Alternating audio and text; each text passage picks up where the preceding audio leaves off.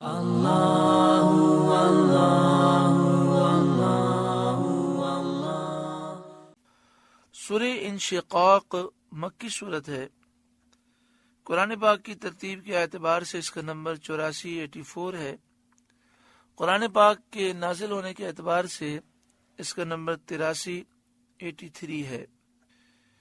اس میں 25 آیتیں اور 1 رکوع ہے، 107 کلمات ہیں اور 430 حروف ہیں۔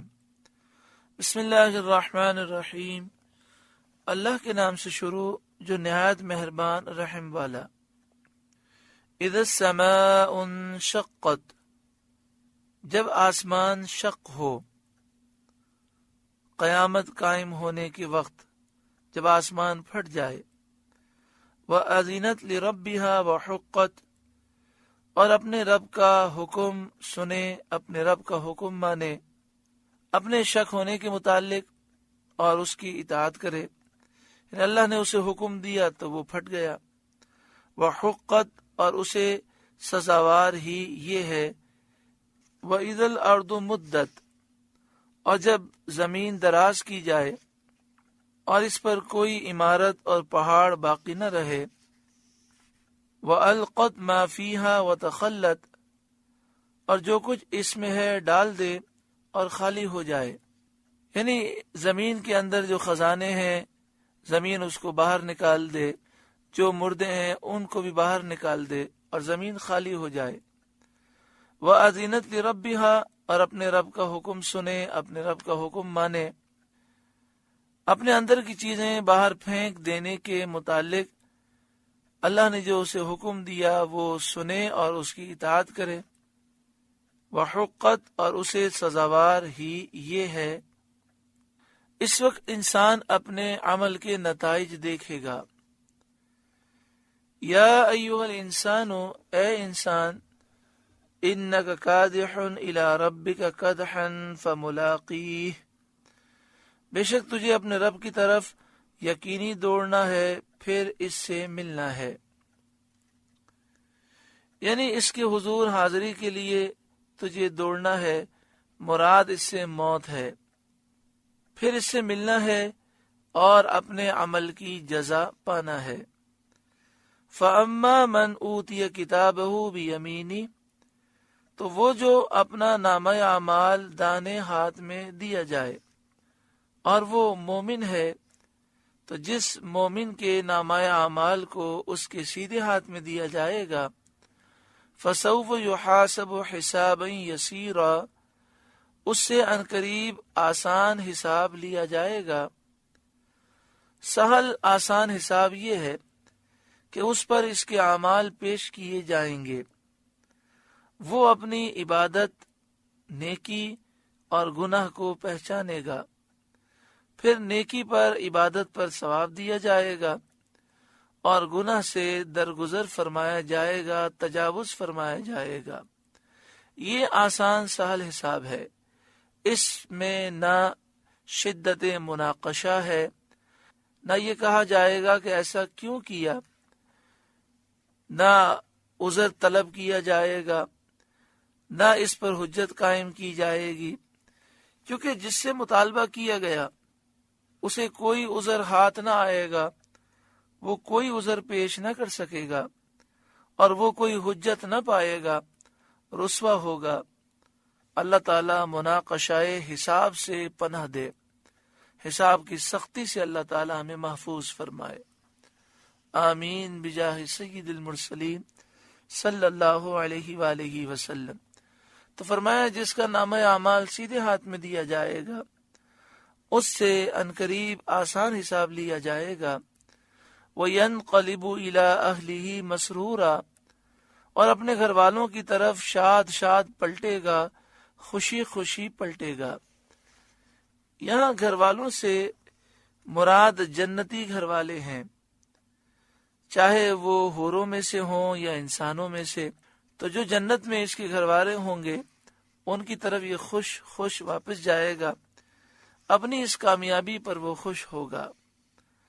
وَأَمَّا مَنْ أُوتِيَ كِتَابَهُ وَرَاءَ ظَهْرِهِ، اور وہ جس کا نامہ اعمال اس کی پیٹھ کے پیچھے دیا جائے، اور وہ کافر ہے جس کا سیدھا ہاتھ تو اس کی گردن کے ساتھ ملا کر توق میں باندھ دیا جائے گا اور الٹا ہاتھ پیٹھ کے پیچھے کر دیا جائے گا، اس میں اس کا نامہ اعمال دیا جائے گا۔ بعض روایتوں میں یہ ہے کہ پیٹھ توڑ کر الٹا ہاتھ پیچھے نکالا جائے گا اور پھر نامہ اعمال دیا جائے گا۔ اس حال کو دیکھ کر وہ جان لے گا کہ وہ جہنمی ہے۔ فَسَوْفَ يَدْعُو ثُبُورًا، تو وہ عنقریب موت مانگے گا۔ وہ کہے گا یا ثبورا، یا ثبورا، ہائے موت آ جائے، ہائے ہلاکت ہو جائے۔ ثبور کے معنی ہلاکت کے ہیں، موت کے ہیں۔ تو وہ جب یہ سمجھ لے گا کہ اب میں جہنمی ہوں تو موت مانگے گا، لیکن پھر مرنا نہ ہوگا۔ وَيَصْلَىٰ سَعِيرًا، اور بھڑکتی آگ میں وہ جائے گا۔ إِنَّهُ كَانَ فِي أَهْلِهِ مَسْرُورًا، بے شک وہ اپنے گھر میں خوش تھا، یعنی دنیا کے اندر وہ خوش تھا، اپنی خواہشوں میں خوش تھا، شہوتوں میں خوش تھا، تکبر کرنے والا تھا، مغرور تھا۔ دنیا کی زندگی اس نے گناہوں میں بسر کی۔ إِنَّهُ ظَنَّ أَن لَّن يَحُورَ، وہ سمجھا کہ اسے پھرنا نہیں، اپنے رب کی طرف واپس پلٹ کے جانا نہیں، اور وہ یہ سمجھتا تھا کہ مرنے کے بعد دوبارہ وہ اٹھایا نہ جائے گا۔ بلا، ہاں کیوں نہیں، ضرور اپنے رب کی طرف رجوع کرے گا، مرنے کے بعد اٹھایا جائے گا، حساب کیا جائے گا۔ ان ربہ کان بہ بصیرا، بے شک اس کا رب اسے دیکھ رہا ہے۔ فلا اقسم بالشفق، تو مجھے قسم ہے شام کے اجالے کی۔ جب سورج ڈوب جاتا ہے تو سورج ڈوبنے کے بعد پہلے سرخی ہوتی ہے، پھر سرخی ڈوب جاتی ہے، پھر روشنی باقی رہتی ہے۔ تو یہاں لکھا جو سرخی کے بعد اجالا نمودار ہوتا ہے، اور یہ جب تک اجالا رہے امام اعظم ابو حنیفہ رضی اللہ تعالیٰ عنہ کے نزدیک مغرب کا وقت باقی رہتا ہے۔ جب یہ اجالا غائب ہو جاتا ہے تو امام اعظم کے نزدیک عشاء کا وقت شروع ہوتا ہے۔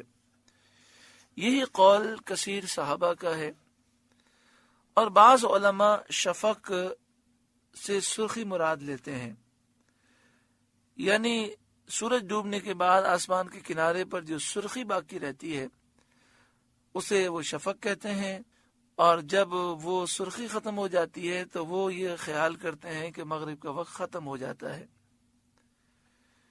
صحیح مسئلہ تو یہ ہے کہ مغرب کا وقت عشاء تک باقی رہتا ہے، اور عشاء کا وقت اس وقت شروع ہوتا ہے جب آسمان پر موجود اجالا بالکل ختم ہو جائے اور مکمل اندھیرا چھا جائے۔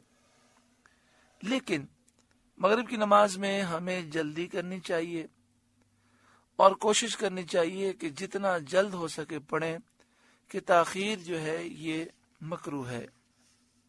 ارشاد فرمایا فلا اقسم بالشفق، تو مجھے قسم ہے شام کے اجالے کی۔ تو اعلیٰ حضرت امام اہل سنت نے شفق کا ترجمہ شام کا اجالا کیا ہے۔ تو ابھی آپ نے سنا شفق کی دو قسمیں ہیں، ایک شفق احمر ہے اور ایک شفق ابید ہے۔ شفق احمر اس سرخی کو کہتے ہیں جو سورج ڈوبنے کے بعد آسمان کے کناروں پر باقی رہتی ہے، اور جب وہ ختم ہو جاتی ہے تو جو اجالا باقی رہتا ہے اسے شفق ابید کہتے ہیں۔ تو مجھے قسم ہے شام کے اجالے کی، واللیل وما وسق، اور رات کی قسم اور جو چیزیں اس میں جمع ہوتی ہیں اس کی قسم۔ مثلا جانور جو دن میں منتشر ہوتے ہیں، رات میں وہ اپنے آشیانوں، گھونسلوں اور ٹھکانوں کی طرف چلے آتے ہیں۔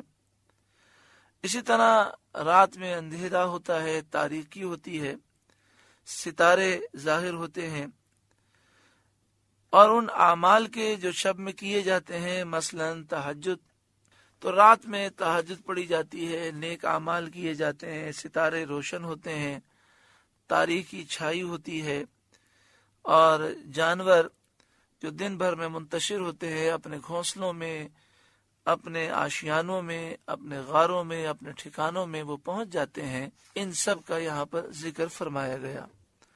واللیل، اور رات کی قسم، وما وسق، اور جو چیزیں رات میں جمع ہوتی ہیں، والقمر اذا اتسق، اور چاند کی قسم جب پورا ہو اور اس کی روشنی پوری ہو جائے، اس کا نور کامل ہو جائے، اور یہ ایام بید میں ہوتا ہے، 13ویں رات، 14ویں رات اور 15ویں رات، یہ 3 راتیں ایسی ہیں جس میں چاند کا نور کامل ہوتا ہے، روشنی کامل ہوتی ہے۔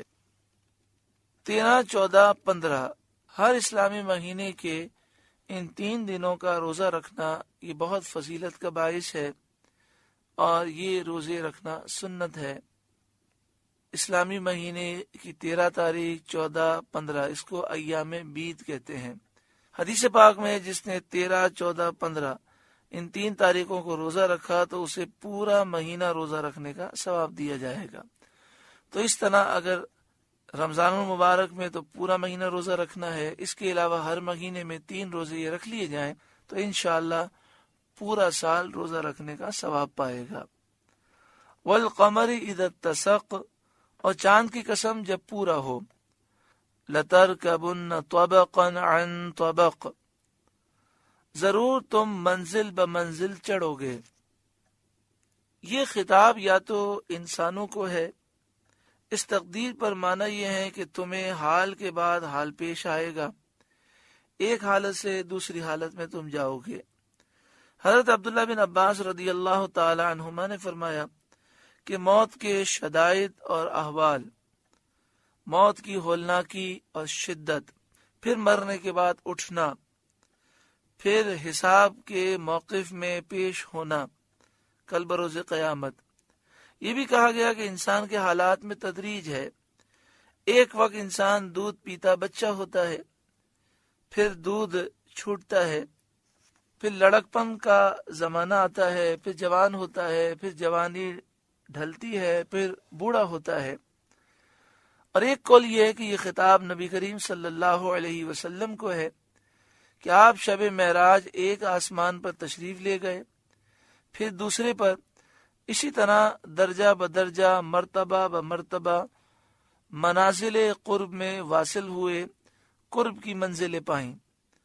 بخاری شریف میں حضرت عبداللہ بن عباس رضی اللہ تعالی عنہما سے مروی ہے کہ اس آیت میں نبی کریم صلی اللہ علیہ وآلہ وسلم کا حال بیان فرمایا گیا ہے۔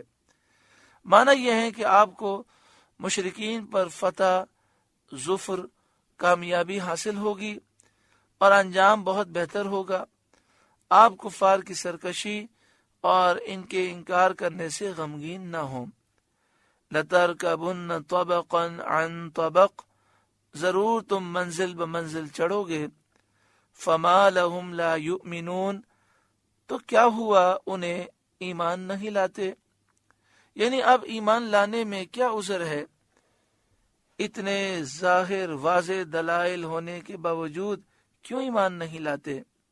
وَإِذَا قُرِئَ عَلَيْهِمُ الْقُرْآنُ لَا يَسْجُدُونَ، اور جب قرآن پڑھا جائے سجدہ نہیں کرتے۔ مراد اس سے سجدہ تلاوت ہے۔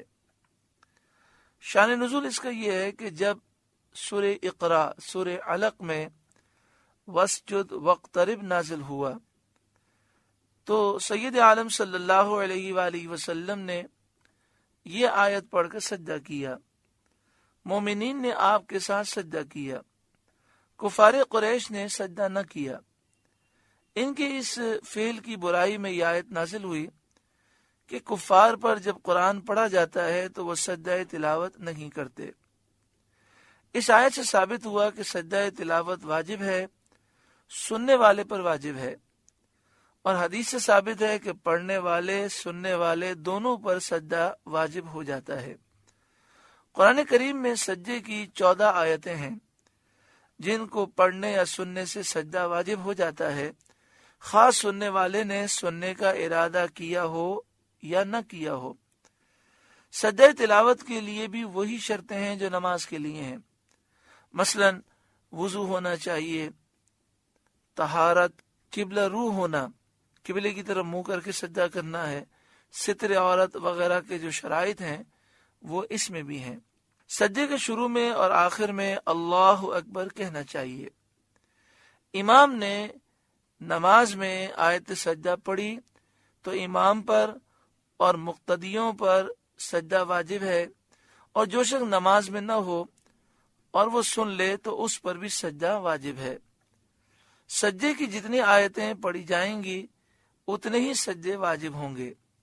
اگر ایک ہی آیت ایک مجلس میں بار بار پڑھی گئی تو ایک ہی سجدہ واجب ہوگا۔ مزید تفصیل کے لیے کتاب بحر شریعت کا مطالعہ کریں۔